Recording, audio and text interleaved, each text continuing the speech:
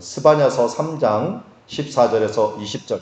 우리 제목 같이 한번 읽어볼까요? 시작. 반전의 힘 쉿사랑.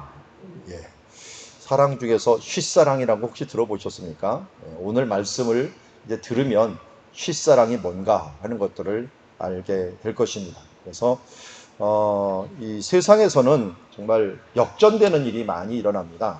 성경은 이 반전의 역사로 가득 차 있는 것 같아요. 그래서 창세기부터 계시록까지 보면은 정말 반전이 일어난 일들, 역전이 일어난 일들이 굉장히 많습니다. 지금 코로나 중에 있지만 이 코로나의 반전의 역사도 분명히 있을 줄 압니다. 오늘 우리 반전의 대표적인 역사라고 하면 어떤 역사일까요? 예수님의 역사죠. 예수님의 십자가 달리는 이 사건은 정말 이 세상을 완전히 뒤바꿔 놓는 이런 일들이 발생한다. 죄악의 역사로 끝날 수밖에 없고 사망의 권세로 끝날 수밖에 없는 것을 바로 하나님의 은혜의 역사, 사랑의 역사, 정말 하나님이 주시는 구원의 역사로 바꾸어 놓았습니다. 그런데 이때가 언제였습니까? 이스라엘이 다윗의 왕처럼 막 승승장구할 때나 아니면 독립을 이루어갖고 뭔가 나라에 영향을 미쳤을 그럴 때가 아닙니다. 이스라엘의 역사에도 다윗의 역사처럼 튼튼한 때가 있었고요. 예수님이 오시기 전 한 100년 전만, 한 200년 전만 하더라도 이스라엘이 드디어 독립을 해갖고 헬라와 주변 나라에서 독립을 해갖고 이제 주변에 맹위를 떨쳤던 마카비 왕조라고 하는, 하스모니아 왕조라고 하는 이 독립시대가 있었습니다. 그런데 그 시대 때 예수님이 오시지 아니하고 이 세상의 지중해 역사, 그 성경의 역사 가운데 가장 강력했던 제국주의 시대, 로마가 통치할 때 예수님이 오셨습니다. 왜 예수님은 하필이면 가장 힘들고 어려운 시기에, 세상의 권력이 가장 센 시대에 오셨을까요? 그러면 그럴수록 더 큰 반전이 있기 때문입니다. 그래서 우리 표어, 수련의 표어 중에 하나가, 표어가 뭐였습니까? 큰 빛을 바라보자 라는 것이었는데요. 이 큰 빛이라는 단어가 어디에 나오냐면 이사야서 9장 1, 2절에 나옵니다. 이 큰 빛이 어디에 있었냐면 흑암에 앉은 백성, 사망의 그늘에 앉은 자, 갈릴리 상태가 맨날 전쟁을 당하는 그런 장소였는데 그곳에 예수님이 오실 것이다. 왜? 힘들고 어렵고 어두울수록 하나님의 빛이 더 밝게 빛나기 때문에 그것을 큰 빛이라고 얘기를 했고, 이스라엘 역사 중에서도 가장 치욕스럽고 힘든 역사가 바로 로마 시대였는데 그 로마 시대 때, 가장 힘든 시대 때 예수님께서 오심으로 말미암아 완벽한 역전, 반전의 역사를 이루어내셨다 하는 것을 우리가 보게 됩니다. 그 이후에 사도 바울도 어땠습니까? 사도 바울의 이 수제자도 언제 얻었습니까? 그가 돌에 맞을 때 이 루스드라라는 곳에서 디모데가 탄생했죠. 아니, 이 사도 바울 전에 사도 바울이 어떻게 탄생했습니까? 스데반이 돌을 맞을 때 돌 맞아 자기를 죽이는 사람을 위해서 기도를 했을 때 그 기도했던 대상이 누구였어요? 사울이라는 청년이었고 그 사울의 청년이 예수님을 만나서 사도 바울이라는 사람이 되었던 모습을 보게 됩니다. 다윗도 마찬가지였죠. 다윗이 한번 크게 범죄한 게 밧세바의 범죄였죠. 그 밧세바의 범죄 중에서 얻은 그 범죄를 통하여 회개하는 중에 얻은 아들이 누굽니까? 솔로몬입니다.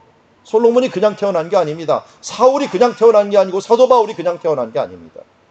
반전의 역사 가운데서 일어나게 된 것이고 디모데도 그렇게 일어난 것을 보게 됩니다. 우리 요새 생명의 삶 큐티 본문이 빌레몬서입니다. 빌레몬서는 1장이라서 오늘과 내일이면 다 끝날 본문이긴 하지만 이 빌레몬서를 쓰면서 뭐라고 했냐면 내가 아들을 한 명 낳았다. 갇힌 자 중에 낳은 아들이 한 명 있다. 누굴까요? 빌레몬서라서 빌레몬이 아니에요. 빌레몬은 받는 사람이고 보내는 한 사람이 누구였어요? 오네시모. 오네시모라고 하는 자를 내가 감옥 중에서 전도해갖고 제자로 삼아갖고 내 신복이 되었다. 그러니까 이 아들을 보니까 빌레몬에게서 도망온 노예 출신이에요. 그래서 그를 다시 돌려보내면서 잘 좀 봐달라라고 하면서 쓸 때 그 이야기 중에 갇힌 자 중에 낳은 아들이다 라고 하는 표현을 쓰고 있습니다. 그러고 보니까 사도 바울이 감옥에 갇혔을 때 무슨 일을 했습니까? 빌레몬서를 쓴 것을 우리는 옥중서신이라고 했지만 그 옥중서신과 같이 보낸 것이 골로새서예요. 골로새가 바로 빌레몬이 사는 동네였어요. 골로새도 같이 편지를 보내고 개인에게도 보내고 또 그 근처에 가는 동네, 이 거쳐가는 동네 중에 하나가 빌립보가 있었어요. 빌립보가 자기 선교원금을 보내주기 때문에 빌립보에게 편지를 보내고 또 이제 이 골로새에 가기 전에 해안가에 도착하면 에베소에 도착을 해요. 그래서 에베소에다가 또 편지를 보냅니다. 그래서 빌립보서, 에베소서, 골로새서, 빌레몬서, 이걸 무슨 서신이라고 부른다고요? 옥중서신. 여러분, 이 옥중서신의 글이 얼마나 수려하고 대단한지 몰라요. 그런데 이게 언제 나온 거예요? 옥에서 나온 거예요. 갇힌 자 중에 나온 거예요. 우리는 갇히면 모든 것이 끝난 줄 알지만 사실은 갇힌 자 중에서 놀랍게 전도의 역사가 일어나고 제자의 역사가 일어나고 하나님의 이 귀한 복음의 역사가 일어나는 것을 보게 됩니다. 하나님의 역사는 그래서 반전의 역사입니다. 성경을 보면 이 일들이 너무 많이 나와요. 오늘 우리가 몇 장을 읽었죠? 어느 성경을 읽었어요? 스바냐서를 읽었습니다. 스바냐서도 바로 그 반전의 역사의 대표적인 예라고 할 수가 있어요.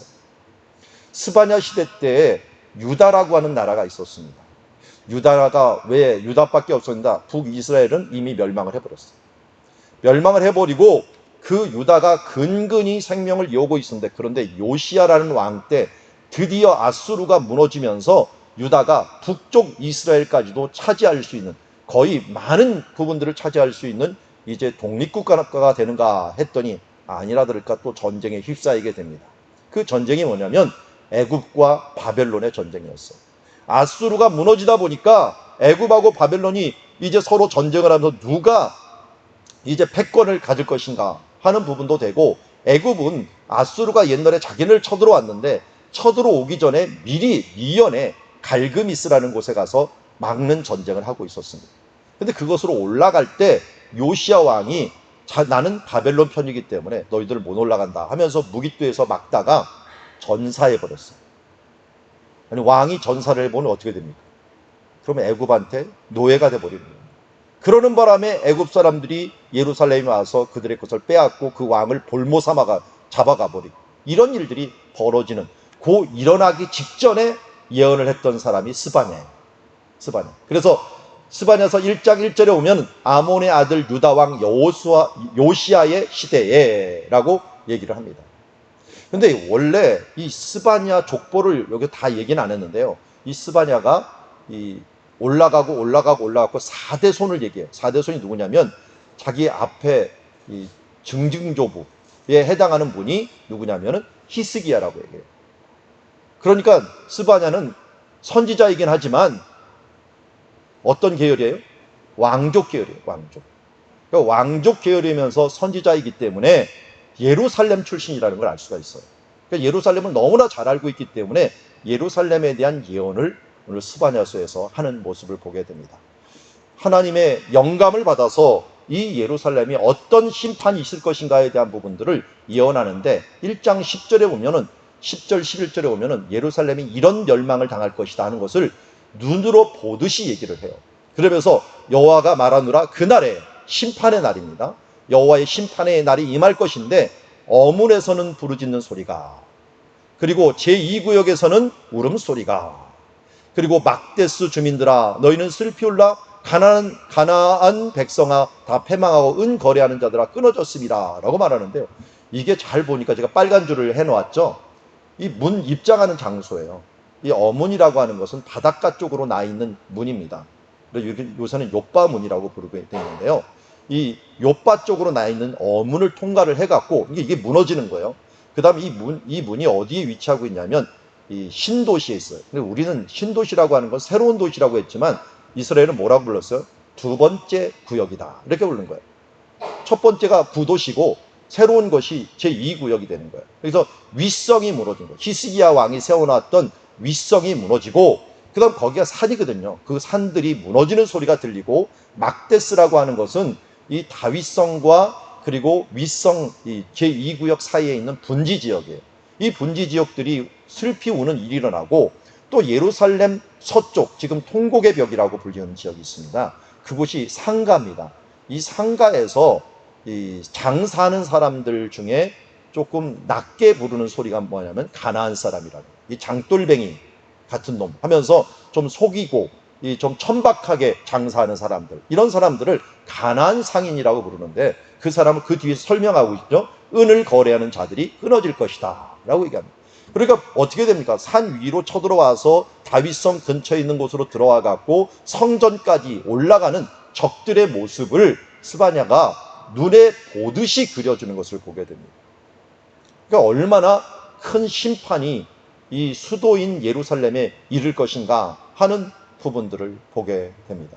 이뿐이 아닙니다. 스바냐서 1장부터 3장까지 계속해서 이 부분들이 지속되고 있습니다. 3장 1절도 보면 패역하고 더러운 곳 포악한 성읍이 화 있을진저 하면서 예루살렘을 향하여 화를 쏟아놓습니다. 그리고 8절에도 얘기합니다. 나 여호와가 말하노라. 그러므로 내가 일어나 벌할 날까지 너희는 나를 기다리라. 내가 뜻을 정하고 나의 분노와 모든 진노를 쏟으려고 여러 나라를 소집해서 왕국들을 모으리라. 온 땅에 나의 질투의 불에 소명하리로다. 어떻게 보면 이 3장에서도 이스라엘이 회복할, 또 유다 예루살렘이 회복할 기미가 안 보여요. 그런데 갑자기 3장 14절에 가고 이 노래가 들립니다. 노랫소리가. 그냥 노랫소리가 아니에요. 노래할지어다 기쁘게 부를지어다 전심으로 기뻐하며 즐거워할지어다. 이게 동사 중에서도 명령어입니다. 명령. 너는 노래해라. 기쁘게 불러라. 전심으로 기뻐하면서, 이 기뻐하면서 즐거워하라는 것은 동사가 두 개 있는 거예요. 기뻐해라, 즐거워해라 하는 것들입니다. 누구를 보고 얘기합니까? 시온에 따라, 이스라엘아, 예루살렘에 따라 라고 얘기합니다. 결국 뭡니까? 예루살렘에 있는 모든 백성들아, 아니 화가 있을 때는 언제고 심판이 있을 때는 언제고 갑자기 이런 일들이 어떻게 일어나는가? 이게 바로 뭡니까? 반전입니다. 여러분, 그리스도인들은 절대 절망하거나 실망하지 않습니다. 왜냐하면 이미 우리는 반전의 역사를 이루신 예수님이 있기 때문입니다. 그리고 우리는 이미 반전의 역사를 이룬 것이고 그것이 아직일 뿐이지 이미 이루신 하나님의 역사를 믿고 나가는 사람들이기 때문에 그렇습니다. 그래서 믿음이라고 하는 것들은 무엇이냐? 이 반전의 역사를 내 것으로 받아들이면서 앞으로 있는 승리의 역사를 내 것으로 받아들이는 것이 믿음입니다. 노래와 기뻐함과 즐거움이 없다는 것은 믿음의 문제예요. 그래서 하나님께서 이미 이루신 것이기 때문에 우리가 이 일들이 일어나지 않을 때는 뭘 위해서 기도해야 돼요? 즐거워해야 되는데, 노래해야 되는데, 이렇게 기도하면 안 돼요. 어떻게 기도해야 합니까? 믿음을 주시옵소서. 주 예수께서 이루어 놓으신 그 승리의 그 나라를 바라볼 수 있고 그걸 느낄 수 있도록 주님 내게 기쁨과 이것을 느낄 수 있는 믿음을 주시옵소서. 기도하며 나가야 됩니다. 요새 간증을 제가 제법 많이 듣고 또 간증을 들으면서 제 삶을 한번 비교를 해봐요. 그런데 참 공통적인 것이 하나 있더라고요. 이게 순간에 바뀌는구나. 순간에 바뀌는구나. 제가 대학생 얘기도 많이 했었죠. 로마서 8장 28절 말씀이 갑자기 내 마음에 딱 받아들면서 하나님을 사랑하는 자, 그 뜻대로 부르심을 입은 자들에게는 모든 것이 합력하여 선을 이루리라 라고 하는 이 말씀이 딱 들어오는 동시에 모든 세상이 아름답게 보여요. 하나님께서 이루실 모든 것들이 감사해요. 저보다 또 진한 감사하는 사람들은 많더라고요. 맨날 울고 다니는 사람들이 있더라고요. 너무 감사하고, 그렇게 정말 잿빛 같은 세상이 정말 하나님의 나라가 되어갖고 돌 하나, 풀 한 포기, 나무 하나, 산, 이것들이 맨날 자기를 억눌렀던 그 세상들이 너무 아름답게 보이는 거예요. 그게 뭐가 된 겁니까? 믿음으로요. 세상이 확 달라 보이는 거예요. 그러니까 세상 나라들은 어차피 불의합니다. 이 세상 나라에서 어차피 소망을 찾을 수가 없어요. 그런데 이 세상을 뛰어넘는 하나님의 나라로 가려면은 그게 믿음의 눈이 필요해요. 근데 이 믿음의 눈이요, 어느 순간 갑자기 찾아오더라고요. 저만 그런 줄 알았더니 모든 사람들이. 또 유학 시절 때 제가 여리고에서 너무 힘들어갖고 이 유학을 포기해야 되나? 내가 이 언어의 은사가 없는 사람이 괜히 유학을 해갖고 여기서 고생을 하나 하면서 넋두리를 하고 있을 때 갑자기 하나님께서 보여주는 그 환상과 꿈을 보면서 갑자기 눈이 바뀌어 보니까 이거야. 내가 이것을 위해서 이 땅에서 수고를 해야겠구나 하면서 상황은 하나도 변하지 않았어요. 어버버하는 거 다 똑같아요. 그런데도 불구하고 의욕이 차오르고 하나님의 일들을 위하여 정말 이것을 이길 수 있는 힘과 능력들이 생기는 것들은 하나님 준 믿음의 눈이 생기는 동시에 이런 일들이 가능했던 것을 보게 됩니다. 그러니까 14절에 스바냐도 뭘 본 겁니까? 갑자기 믿음의 눈이 떠져 버린 거예요. 하나님께서 이루실 그 나라들을 미리 바라본 거예요. 그러면서 노래할지어다, 기쁘게 부를지어다, 전심으로 기뻐하며 즐거워할지어다 라고 찬양하는 모습을 보게 됩니다. 여러분, 오늘도 주님의 그 믿음의 눈이 여러분과 여러분 가정 가운데 함께하기를 원합니다. 아멘. 자, 이렇게 믿음의 눈이 바뀔 수 있다 보니까 뭐가 나를 이렇게 기쁘게 했나 한번 돌아보게 됩니다. 15절에 그게 나옵니다. 15절 우리 같이 한번 읽어볼까요? 시작. 여호와가 내 형벌을 제거하였고 내 원수를 쫓아냈으며 이스라엘 왕 여호와가 내 가운데 계시니 내가 다시는 화를 당할까 두려워하지 아니할 것이라. 아멘. 여러분, 찬양하고 하나님을 노래하다 보면요, 나도 모르게 뭐가 없어지면 두려움이 없어져 버려요. 16절 끝에 보면 손을 늘어뜨리지 말라는 것은 실망하고 좌절하는 것들이 그것들이 없어져 버려요. 갑자기 기쁘면서 두려움이 싹 사라지는 거예요. 제가 자주 말씀드리잖아요. 영의 생각은 뭐라고요? 생명과 평안이라고 합니다.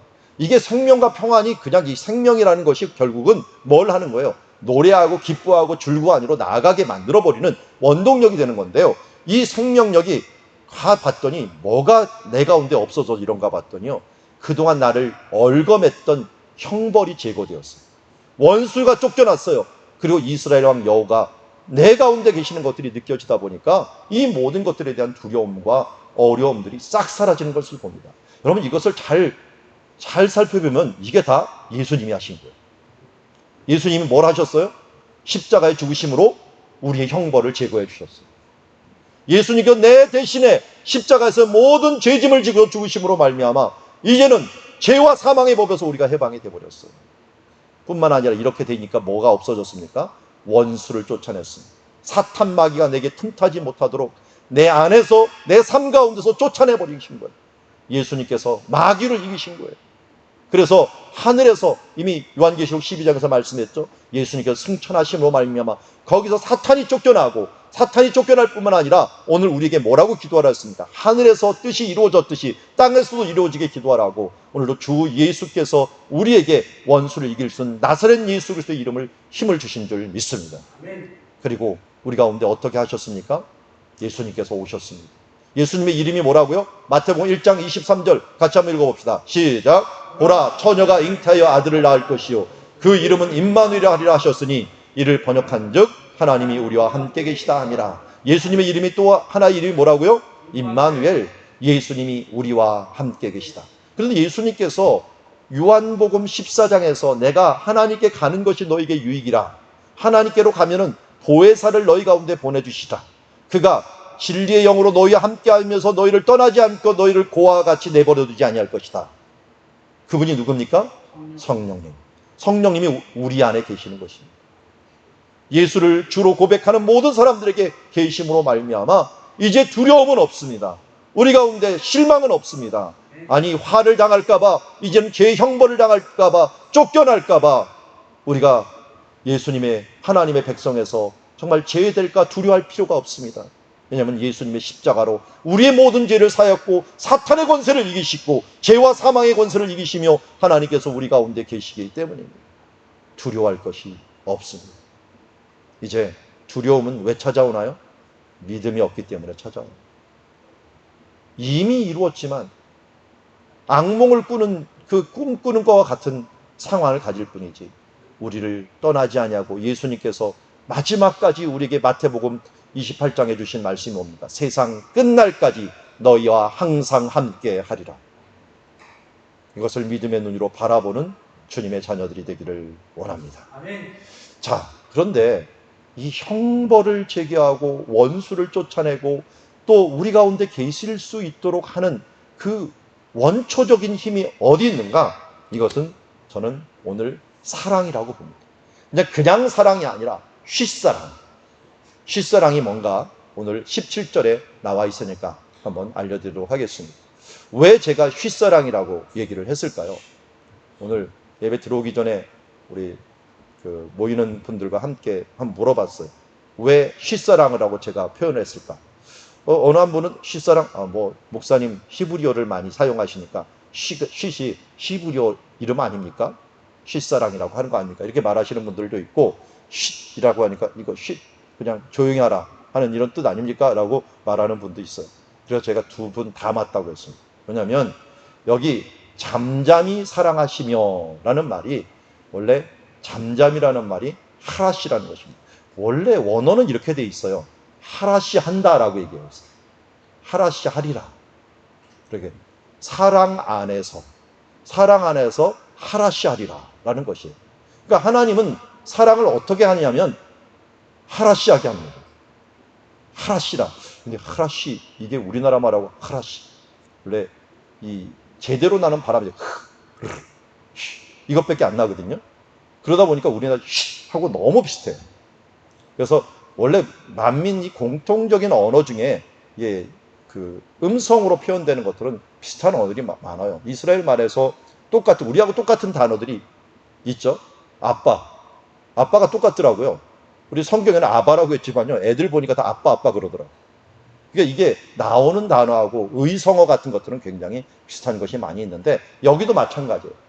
이 잠잠이라고 하는 하라시라는 말이 우리 쉿이라는 말하고 비슷합니다. 그런데 저는 이 잠잠이의 사랑을, 하나님의 사랑을 두 가지로 나누었습니다. 하나는 침묵의 쉿사랑과, 하나는 여기에 잠잠이라고 하는 쉿사랑으로 나눴습니다. 하나님께서 우리 가운데 계셔갖고요, 어떤 사랑을 우리에게 해주시는가 봤더니, 자, 앞에부터 볼게요. 너희 가운데 함께 계셔서 구원을 베푸실 전능자, 용사가 되어주십니다. 기보르라고 하는 용사라고 하는데, 우리를 구원하기 위한 용사가 되어주신다. 그런데 그가 어떻게 해서 우리를 돌보시는가 봤더니, 막 싸워서 막 힘을 내서 하는 게 아니라요, 너로 말미암아 기쁨을 이기지 못하며, 이게 너로 말미암아 기쁨을 이기지 못한다라고 하는 이 표현이 쉬스라고 하는 표현이 있는데, 이 쉬스라는 표현이 우리가 표현하기 힘들어요. 뭐라냐면 엄청 기뻐하는 표현을 내요. 너무 기뻐하는 것. 그러니까 우리로 말미암아 너무 기뻐하시는 하나님의 모습을 표현하고 있어요. 그러면서 이게 뭘 그렇게 기뻐하시는가 봤더니, 이 너로 말미암아가 아니라요, 사실은 내 위에서예요. 내 위, 너를 바라보면서, 내 위에 있으면서 너를 바라보면서 기쁨을 이기지 못한다는 거예요. 잘 보면요, 부모가 아기를 바라보는 모습이에요. 아기를 바라보면서 잠잠히 사랑한다라고 하는 말. 아마 이 노장로님은 이 잠잠히 사랑을 알 겁니다. 최근에 아마 아기가 태어났으니까요. 이 손자, 손녀, 그리고 내 자녀가 정말 새근새근 자는 그 모습에 이 어찌할 줄 모르는 그 마음으로 말할 수도 없고 표현할 수도 없고, 표현하면 이것이 너무 제한될까봐 정말 어찌할 수 없이 우리를 바라보는 그 사랑의 모습, 그게 바로 하라시의 사랑, 쉿사랑이라고 할 수가 있어요. 그런데 이 하라시의 사랑의 최고봉이 사실은 그 전에 있던 일 때문에 그렇습니다. 그게 무엇입니까? 예수 그리스도의 십자가입니다. 침묵의 사랑이 있은 뒤에 바로 잠잠이의 사랑이 나타납니다. 이 침묵의 사랑은 어떤 침묵의 사랑이었습니까? 예수님께서 어떤 기도를 했죠? 마태복음 26장 39절에 보면은 얼굴을 땅에 대시고 엎드려 기도하여 이르시되, 내 아버지여, 만일 할만하시거든 이 잔을 내게 지나가게 하옵소서. 그러나 나의 원대로 하지 마옵시고 아버지의 원대로 하옵소서. 마가복음 14장 36절은 동일하게 얘기합니다. 아빠, 아버지여, 아버지께서는 모든 것이 가능하오니 이 잔을 내게서 옮기시옵소서. 그러나 나의 원대로 마옵시고 아버지의 원대로 하옵소서. 여러분, 이 정도의 기도라고 한다면 아빠, 아버지께서 좀 응답하실 만하지 않습니까? 그런데 예수님이 그렇게 이 땀방울이 핏방울이 되도록 기도했는데도 불구하고 하나님은 침묵하셨습니다. 그것도 3번이나 간절히 기도했는데도 불구하고 하나님은 침묵하셨습니다. 그뿐입니까?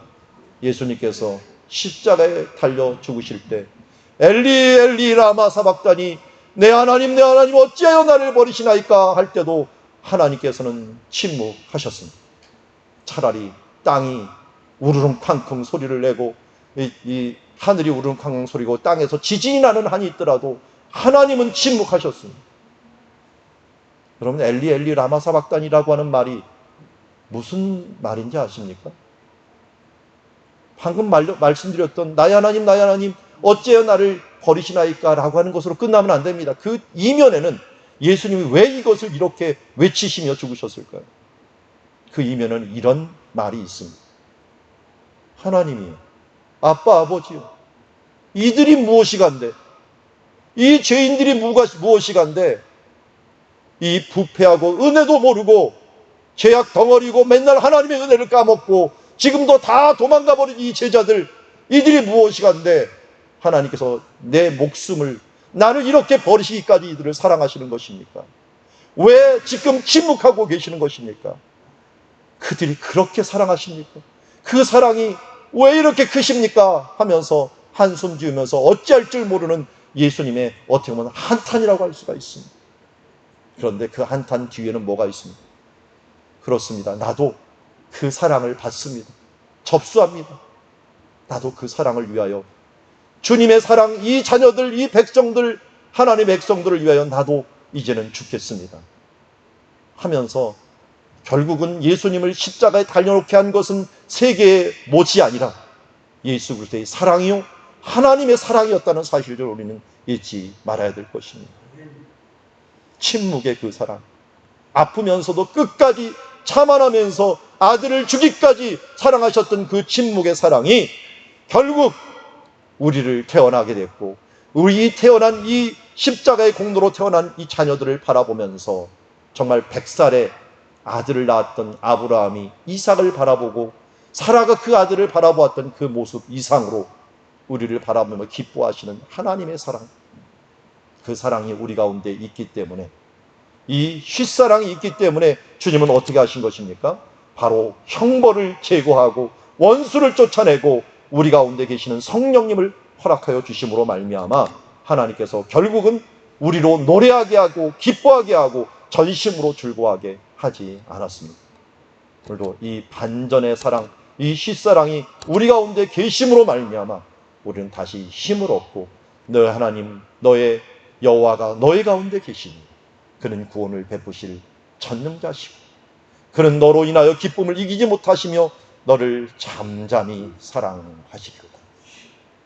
여러분, 이 잠잠의 사랑을 잊지 마시기 바랍니다. 그냥 일어난 우리를 향하여 그냥 기뻐갖고 그냥 애처로워서 바라보는 그 사랑이 아닙니다. 그 이전에 침묵의 사랑이 있었기에, 자기 아들을 버리시기까지 내어주는 그 사랑이 있었기에 이 잠잠의 사랑이 있었다는 것을 기억하면서 이 사랑으로 우리가 주님 앞에 응답하는 주의 자녀들이 되기를 원합니다. 아멘. 여기 성경에서는 너로 말미암아 즐거이 부르며 기뻐하리라 라고 했는데요, 우리도 하나님을 기뻐해야 되지 않겠습니까? 주님 우리에게 모든 것을 다 주시는 기부의 사랑이었다고 한다면 우리도 기부 앤 테이크, 하나님 내가 이거 했으니까 이거 해주세요, 서원 기도하면서 이거 해주십시오 라고 하는 그런 사랑 말고요, 그걸 뛰어넘어서 하나님을 기쁘게 하는 사랑이 되어야 되지 않겠습니까? 자, 물어봅시다. 어린아이가, 아기들이요, 어떠할 때 부모가 가장 기쁩니까? 우리 노장님 어느 때 손녀가 제일 예쁩니까? 처음부터 끝까지 다 예뻐요. 처음부터 끝까지 다 예쁜데 근데 언제가 더 예쁘냐고요.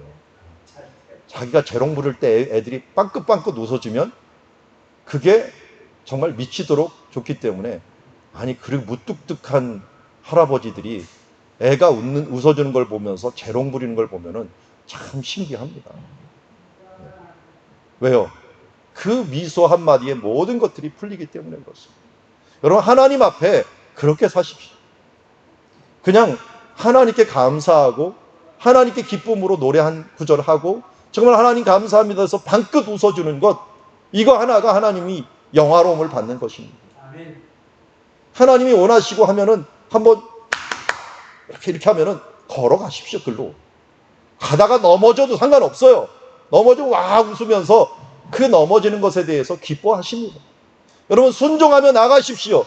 그러다가 넘어진들 하나님께서 그거 보고서 야 그것도 못해, 빨리 뛰어와야 될 거 아니야, 거짓말하는 애들 보고 그렇게 얘기하는 부모가 어디 있습니까? 넘어져도 상관없습니다. 무너져도 상관없습니다. 그러나 시도하고 다가가려고 하는 그 자체로 하나님은 우리를 기뻐하고 계십니다. 그거면 족합니다.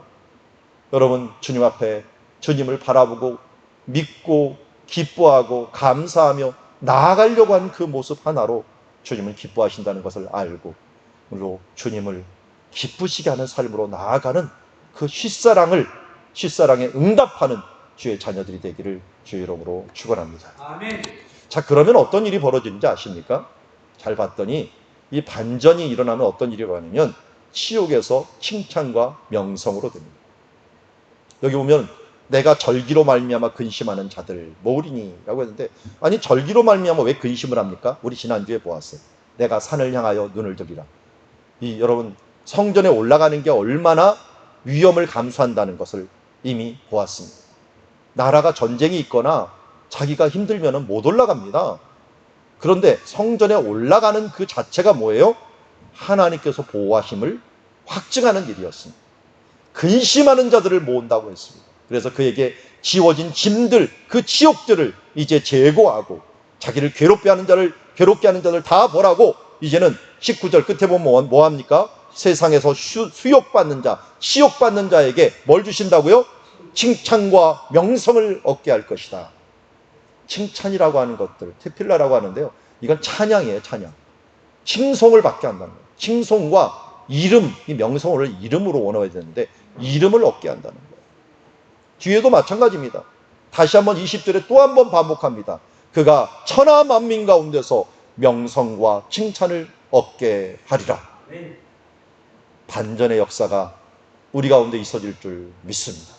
하나님께서 우리에게 이러한 역사를 이루기 위해서 오늘도 예수 그리스도를 우리 가운데 보내주셨습니다. 예수님께서 바로 이러한 일들을 이루어 내셨습니다. 여러분, 우리 교회도요, 제가 보면은 정말 사랑의 눈으로 자녀를 쳐다보는 부모들을 많이 봐요. 근데 그 자녀들을 바라보는 그 부모님들의 눈빛에는 제가 알고 있는 역사가 있어요. 워낙 거의 20년이 되다 보니까 우리 교회에서 태어난 애들이 많아요. 그런데 태어날 때 힘들게 태어난 사람들이 많아요. 뭐 이름을 대면 다 아는 아이들, 여러분들도 뭐 교회 오래 다니면 다 알 겁니다. 한 뭐 5년, 6년, 7년 뒤에 아무리 기도해도 하나님께서 자녀를 안 주시다가 뭐 7, 8년 뒤에, 10년 뒤에 태어난 아이들, 얼마나 그 부모님들에게 큰 기쁨이고 또 큰 보람이겠습니까? 그런 자녀들을 키우는 부모님들 보면 그 사랑의 눈빛이 절대로 없어지지 않아요. 근데 어느 부모님들 보면은 정말 힘들게 아기 낳는 사람들이 있어요. 왜냐면 이게 그 임신할 때 임신 또 뭐 이 중독 이런 것들이 있잖아요. 그래갖고 이게 유산기가 있는 거예요. 유산기가 있어갖고 그것 때문에 우리 교회 어느 분들은 한 달 동안 입원하면서 아이가 뱃속에 클 수 있도록 그냥 옴싹달싹을 못하고 화장실도 못 가고 그냥 가만히 있었던 그런 그 부모도 있습니다. 그렇게 태어난 아이들, 이게 얼마나 귀하고 얼마나 아름다운 아이들입니다. 그리고 또 이 힘들게 낳은 아이들일수록 정말 사랑스럽고 정말 귀여운 아이들 아니겠습니까? 저도 보아도 그런 아이들의 역사를 보고 아이들을 보면 저도 귀하게 여기게 돼요. 나도 모르게. 그래, 힘들게 낳은 아들, 힘들게 태어난 아이들이지 하면서 그들을 귀하게 여기는데, 하물며 십자가, 자기 아들을 주기까지, 자기 아들을 죽이기까지 해서 태어난 자식이라고 한다면 여러분 얼마나 귀하겠습니까? 그러게 여기 예수 믿는 모든 사람들은 정말 귀한 하나님의 자녀입니다. 그러게 하나님은 우리를 바라볼 때 정말 잠잠히 사랑의 눈으로 바라보면서 어찌할 줄 모르는 그 눈으로 바라본다는 사실들을 깨닫고, 우리는 그 사랑으로 태어나서 이제는 치욕의 삶들 가운데서 칭찬과 명성의 삶으로 변화된 하나님의 자녀라는 사실들을 기억하면서 우리 하나님 앞에 찬양하며 나아가는 주님의 자녀들이 되기를 원합니다. 오늘 이 말씀 꼭 기억하시기 바랍니다. 너희 하나님 여호와가 너희 가운데 계신 구원을 베푸실 전능자시라. 앞에 우리 거의 스바냐서 3장 17절 말씀하고 똑같습니다. 여러분 3장 16절 하면 어디 3장 16절이 생각납니까? 요한복음 3장 16절. 이제 이번에는 3장 17절 하면 뭐가 생각나야 돼요? 스바냐서 3장 17절이 생각나야 됩니다. 그래서 이것을 내 평생에 제가 굉장히 좋아하는 찬양입니다. 그래서 수시로 읊조리는 찬양 중에 하나인데요. 여러분들에게도 이 찬양이 함께하기를 원합니다. 그러다 보면요, 힘들고 지칠 때 하나님의 사랑을 깨닫고 이 하나님의 사랑이 나와 함께하지. 그래, 십자가를 주기까지 사랑하신 그 사랑이 내 가운데 있고, 내가 하나님께서 나를 그렇게 바라보시는데 내가 무엇을 실망하고 좌절하랴. 이미 이루신 하나님의 그 사랑을 바라보면서 이 찬양, 이 사랑 가운데 감사하며 나가는 시간 되기를 원합니다. 네.